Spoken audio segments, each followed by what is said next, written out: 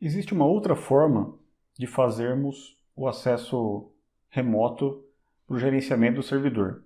Eu posso fazer esse gerenciamento utilizando, no caso aqui, o terminal do Linux ou PUT, por exemplo, mas esse gerenciamento, essa visualização vai ser em modo texto, né? Linha de comando, que todo administrador deve conhecer. Mas existe a possibilidade de fazer um gerenciamento remoto ou até mesmo local desse servidor, utilizando o ambiente gráfico, sem que eu precise instalar o Gnome, por exemplo, né? Ou outro ambiente gráfico no servidor. Eu posso fazer isso utilizando a aplicação web, que aqui é chamada de Cockpit. Cockpit é uma aplicação web de uso livre, né? É open source, mantido pela Red Hat. Vamos checar o site oficial para você entender. Então esse é o site oficial, que é o cockpit-project.org. Você vai ver aqui que existe a possibilidade de eu instalar o Cockpit em uma série de distribuições Linux, né? Eu tenho Fedora, Red Hat, CentOS, Debian, Ubuntu.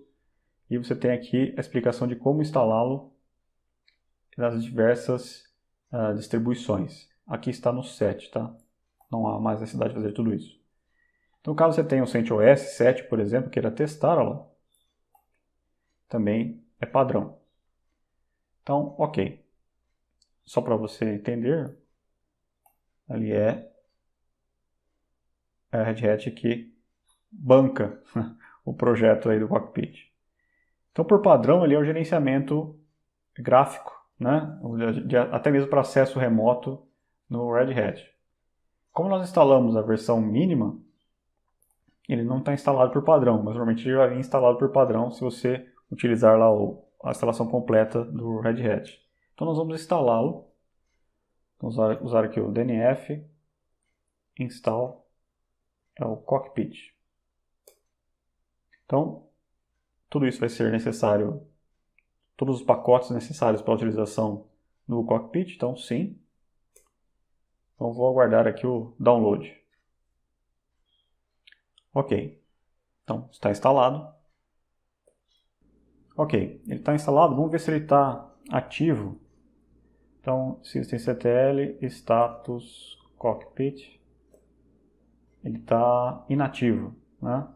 Vamos ver, vamos subir ele então com systemctl start cockpit.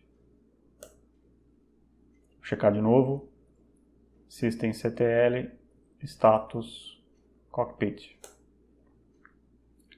Está ativo. Por padrão, o firewall vai liberar o cockpit, né? Mas vamos checar aqui com o firewall cmd, é o list all. Cockpit está ativo. Se não estivesse, né, usaria o firewall cmd, é o add service,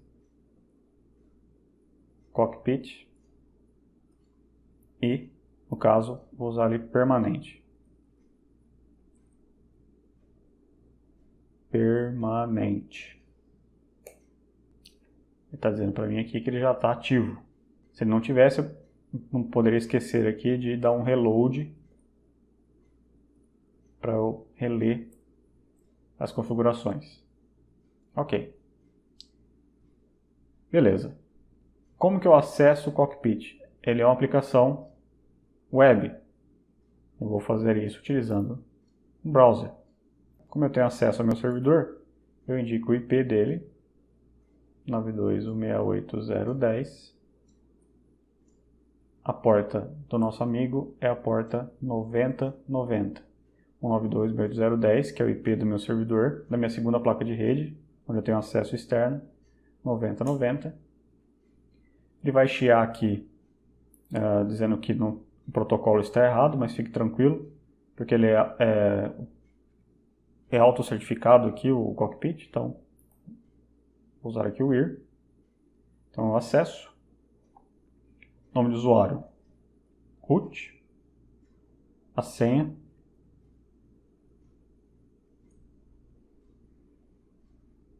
então tá lá. Então tenho por um ambiente gráfico, eu tenho várias informações do servidor.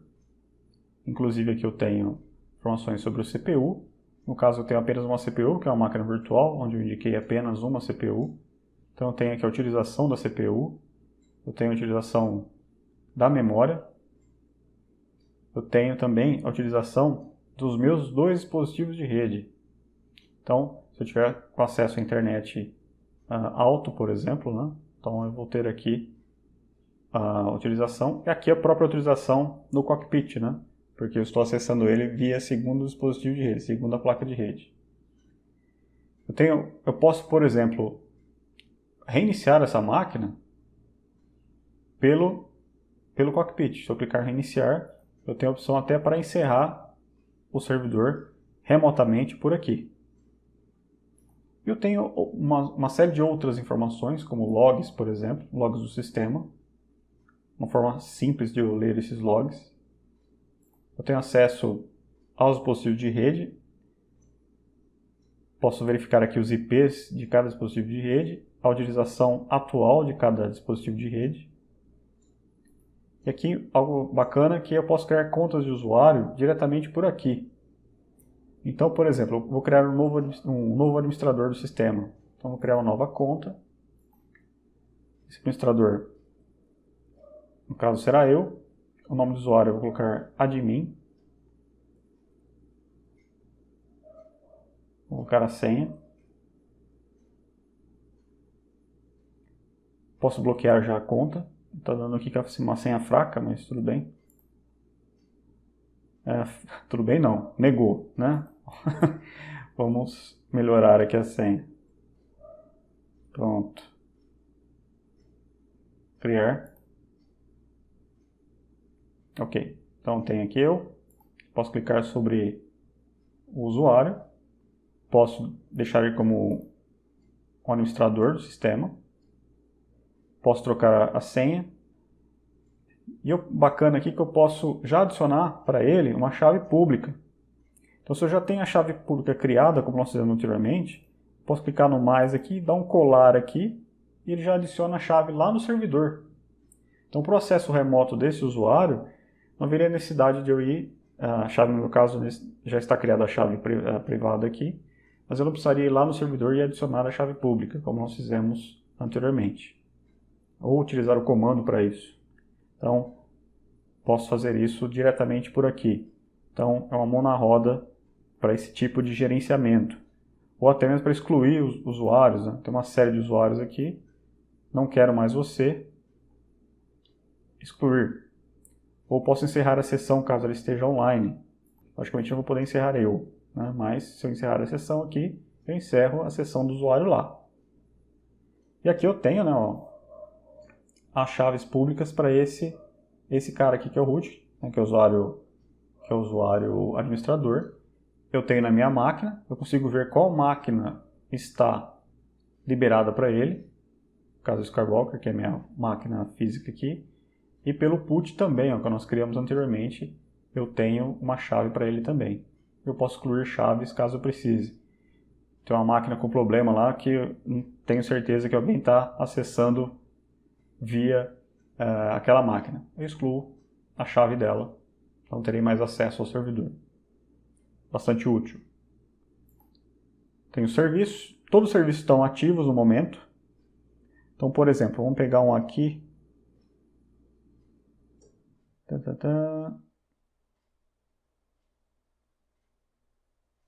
Network Manager, por exemplo. Ó.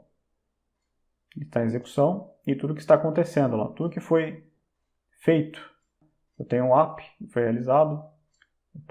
Poderia ver se alguém utilizou o comando down para reiniciar, para desligar um dispositivo de rede.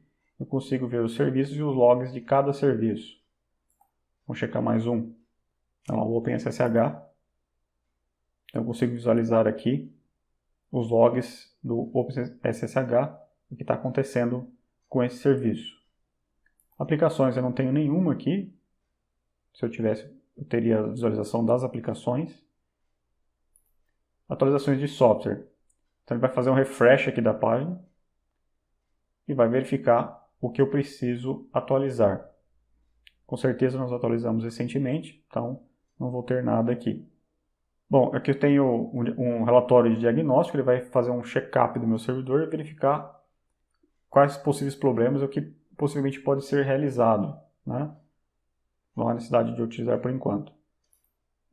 O dump que nós instalamos lá no começo, que é o cara que verifica o crash aqui do kernel, ele está ligado, está em execução. Se eu precisar desligar, basta eu clicar aqui, ele vai desligar. O SELinux, que é uma ferramenta de gerenciamento complicado, né? Eu posso aqui ligar e desligar ele. E eu posso visualizar aqui também o que aconteceu com o SELinux. Vamos falar sobre ele um pouco mais à frente. Aqui é as minhas assinaturas na Red Hat. Eu tenho um registro lá do meu servidor, né? Tá aqui. Poderia ver meus demais. E o bacana é isso aqui, né? Eu posso pegar um terminal, ele já loga para mim lá como root e eu tenho acesso remoto ao meu servidor via web. Se esse servidor estiver, por exemplo, disponível via internet, eu posso acessar esse servidor e gerenciá-lo. Por padrão, ele não me dá aqui todos os serviços. Na instalação padrão do Cockpit, ele me dá simplesmente esses serviços aqui. Um serviço interessante de disco, por exemplo, que é o Storage, que ele não está aqui. Como é que eu faço para instalá-lo? Veremos isso na próxima aula. Até lá!